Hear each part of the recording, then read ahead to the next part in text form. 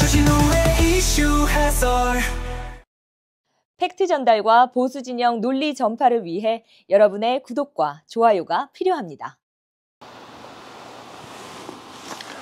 안녕하세요. 국민의힘 주진우 의원입니다. 방금 속보로 이재명 위헌법률심판 제청을 신청했다는 내용이 떴습니다. 이 공직선거법 위반 사건 2심에서 기어이 이제 위헌법률심판 제청을 신청한 것인데요. 당연히 이건 재판 지연을 위한 명백한 꼼수에 해당합니다. 이 해당 재판부가 그러니까 이재명 피고인 측에서 엄청 꼼수를 많이 준비를 해갔어요. 증인도 13명인가 신청해서 무더기로 증인 신청도 하고, 심지어 지금 김동연 후임 경기도지사, 이 사건과 아무 상관없는 사람이죠. 증인 신청까지 하면서까지 시간을 끌려고 했고요. 또 그 문서송보 촉탁이라는 걸 해서 막 온갖 쓸데없는 서류까지 한번 다 받아보자라고 꼼수를 피우다가 저번 재판에서 그 해당 재판부가 딱 끊어버렸습니다. 법상 3개월 만에 이걸 선고를 해야 되잖아요. 이미 이재명 꼼수 때문에 2개월이라는 시간을 허비한 상황이기 때문에 이번 달 26일, 즉 2월 26일에 변론을 종결하겠다 이렇게 예고를 했습니다. 변론을 종결한다는 것은 재판을 끝낸다는 거예요. 변론이 종결되고 나면 그 다음에는 선고 기일이 2주쯤 뒤에 잡힙니다. 그러니까 이제 3월 중순까지 이 재판을 끝내겠다라는 재판부의 의지가 있는 거죠. 그러니까 이제 좀 주춤했어요. 위헌법률심판 제청을 신청하겠느냐 이런 것들을 이제 기자들이 물었는데 이재명 피고인 측에서는 신중히 검토하겠다는 쪽으로 그냥 한 발 물러섰습니다. 그러니까 재판부가 위헌법률심판 제청을 신청해도 받아들일 리가 없으니까 조금 신중한 태도를 한 거거든요. 근데 느닷없이 오늘 위헌법률심판 제청을 한 겁니다. 위헌법률심판 제청 신청이라고 하는데 이건 뭐냐면 공직선거법 위반에 저희가 허위사실 유포했던 규정으로 지금 재판을 받고 있지 않습니까? 그 규정이나 당선 무효형 규정, 또 434억 원이라는 선거 자금을 당선 무효형이 선고되면 도로 국고에 반납해야 되거든요. 그 토해내야 되는 관련 규정들을 이제 위헌법률이라고 위헌법률 심판을 좀 그 헌법재판소에 제청해 달라고 이 형사재판부에다가 신청하는 절차입니다. 그러면 재판부 입장에서는 그거에서 받아들이면 헌법재판소로 그 위헌 여부를 판단하는 절차가 개시가 돼버려요. 그러면 이 재판부가 이 규정에 대해서 위헌일 수 있다라고 판단을 했기 때문에 이제 이 재판이 정지가 되는 거죠. 형사재판은 정지되고 해당 공직선거법 위반상의 처벌 규정은 헌법재판소에서 위헌인지 아닌지를 심리하게 되는 겁니다. 근데 이미 이 재판부는 나 이 규정에 대해서 위헌일이 없다라고 생각해. 나는 이거 계속 2월 26일이면 재판 끝낼 거야. 이렇게 공언을 해둔 상황이기 때문에 뭐 어떻게 보면은 이재명 피고인이 국민들한테 재판 지연 꼼수를 들키기만 하고 재판부는 안 받아들일 거거든요. 근데 왜 했을까? 이게 뒤에 엄청나게 숨은 꼼수가 있는 거예요. 이게 이재명 피고인이 그동안 했던 꼼수를 보면 재판 관련돼서 온갖 저조차도 생각하기 힘든 정말 기상천외한 꼼수까지 다 쓰면서 공직선거법 위반을 2년 2개월이나 끌어왔거든요. 근데 이것도 뭘 노리는 거냐면 이 이재명 피고인 입장에서는 위헌법률심판 제청 신청을 재판부가 받아들여지지 않으면 헌법소원이라는 걸 제기할 수 있습니다. 헌법소원도 그러니까 헌법상 내 권한이 침해됐다 이런 이제 헌법 관련된 소송인데요. 헌법재판소법 제68조 2항에 근거가 있는 것인데 헌법소원을 해당 법률 규정에 대해서도 이제 제기를 할 수가 있어요. 그러니까 위헌법률 심판이랑 똑같은 겁니다.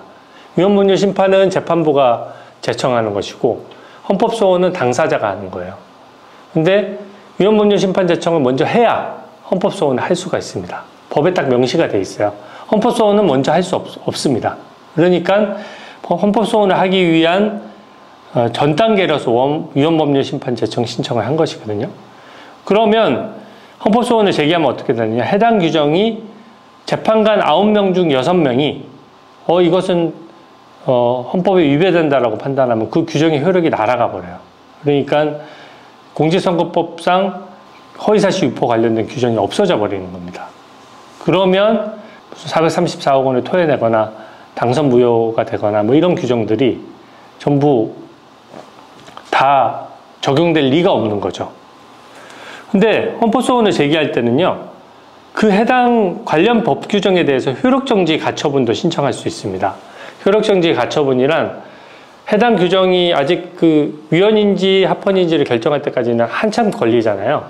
한참 걸리기 전에 미리 이 당사자한테 너무 권한 침해가 심하면 안 되니까 해당 규정의 효력을 일시적으로만 정지시키는 거예요. 그러니까 최종 결론이 날 때까지 가처분을 생각하시면 쉽습니다.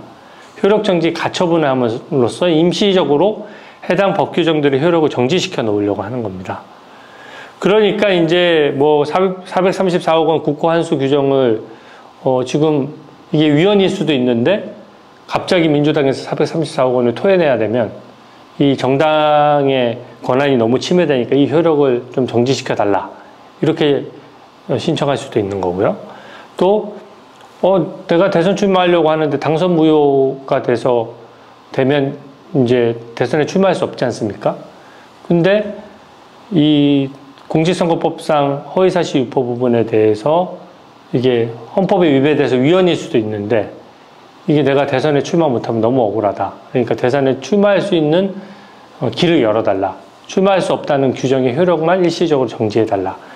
이런 것들을 이제 노려보는 것 같아요. 이게 사실은 원래는 너무 지나친 걱정을 하실 필요는 없는 것이요. 이게 한 번도 헌정사상 이런 규정들에 대해서 효력을 정지해본 전례가 없어요. 헌법재판소에서. 물론 방심하면 안 되지만 그만큼 해당 법 규정에 대해서 효력정지 가처분을 어떤 규정을 멈춰놓고 재판을 한 적이 없습니다. 항상 재판을 차분하게 다 한 다음에 그 다음에 그 규정에 대한 위헌인지 합헌인지 여부를 따졌어요. 그래야지 사회의 어떤 혼란을 막을 수 있죠. 국회가 실컷 입법해 놨는데 헌법재판관들이 그냥 임시처분처럼 해가지고 갑자기 규정을 딱 멈춰 넣어버리면은 엄청나게 사회적 혼란이 있을 수 있거든요. 그러니까 굉장히 법 규정에 대한 효력정지 가처분은 굉장히 신중하게 하는 것이죠. 그래서 법 규정 자체에 대해서 효력정지 가처분을 받아들여 준 적이 단 한 번도 없습니다. 최근에 딱 한 번의 예외가 있었는데요. 그건 뭐냐면 이진수 방통위원장이 이제 본인의 탄핵 소추 관련돼서 이제 헌법소원을 제기하면서 헌법재판관이 6명이 되면 심리를 할 수가 없거든요. 7명 이상이어야 심리를 하는데 6명으로도 심리할 수 있게 해달라는 취지로 해서 7명으로 심리할 수 있다라는 그 규정의 효력을 잠시 정지시켜달라고 신청을 했었거든요. 그것만 한번 받아들여준 전례가 있는데 이게 왜 전례로 보기 어렵냐면 헌법재판소 내의 절차 규정이에요. 그러니까 일반 국민들한테는 별다른 효력에 영향을 못 미치거든요. 그러니까 헌법재판소의 절차 규정이기 때문에 헌법재판소가 스스로 효력정지 가처분을 받아들여 놓고 6명으로 심리를 진행해서 결국 얼마 전 이진수 방통위원장에 대한 탄핵 소추를 기각했던 것입니다. 그러니까 이 434억 원 국고환수 규정이라든지 당선 무효 규정 이런 것들은 이 정치 지형이나 이런 것들에 엄청나게 큰 영향을 미칠 수 있고 국민의 삶에 영향력이 지대하기 때문에 헌법재판소가 종국 처분이 아닌 최종 처분이 아닌 임시 처분으로서 대충 효력을 정지한다? 이거는 결코 있을 수 없는 일이라고 생각하고요. 이것은 이미 이 꼼수는 너무 뻔히 보이는 거거든요. 이거는 제가 국민의 여론 또 언론과 함께 반드시 막아내도록 하겠습니다. 이제 저는 마은혁 임명 문제를 계속 제기를 해왔는데요. 이제는 민주당이 일방적으로 추천한 마은혁 임명 문제가 굉장히 중요해졌습니다. 마은혁을 임명하지 않아야지 법치주의를 지킬 수 있는 방벽이 생기는 거예요. 마은혁까지 임명되면요. 문재인 전 대통령이 임명한 재판관 2명, 김명수 전 대법원장이 지명한 재판관 2명, 또 이재명이 장악하고 있는 민주당이 추천한 재판관 2명이 되면서 6명이 다 되는 거예요. 재판관이 6명이 뭉치잖아요. 그러면 탄핵, 위헌법률심판, 헌법소원 인용 못할 일이 없습니다. 그러니까 답을 정해놓고 헌법은 마음대로 좌지우지할 수 있는 거예요. 이건 더 이상 법치국가가 안 되는 겁니다. 법치주의의 실질적인 마비가 오는 것이고요. 저는 이번에 마은혁 임명과 관련해서 권한쟁의 심판에서 한 헌법재판관 5표가 모여서 권한쟁의 심판에서 솔직히 우원식 의장의 손을 들어줄 것을 굉장히 우려했어요. 들어줄 가능성이 상당하다고 봤는데 변론 재개가 된 것입니다. 절차적인 훈결이 있다는 걸 헌법재판소도 인정을 한 거예요. 이게 국민 여러분들께서 또 여론에서 지속적으로 이 부분에 대한 문제 제기가 있으니까 헌법재판소도 굉장히 신중해지는 겁니다. 분명히 법률적인 양심이 있는 헌법재판관들이 제동을 걸었을 거예요. 어느 분인지 모르지만 헌법재판관 평의에서 마은혁 임명 문제 이렇게 쉽게 속단해서 아무렇게나 재판하면 안 돼 라고 제동을 걸 겁니다.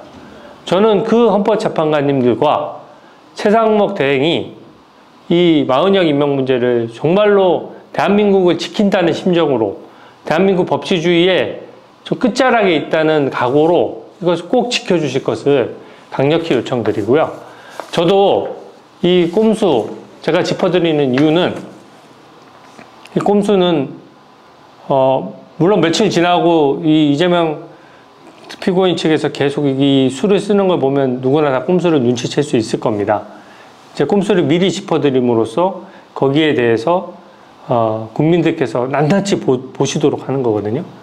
국민들께서 지켜보시면 이거 실효성 없지 않습니다.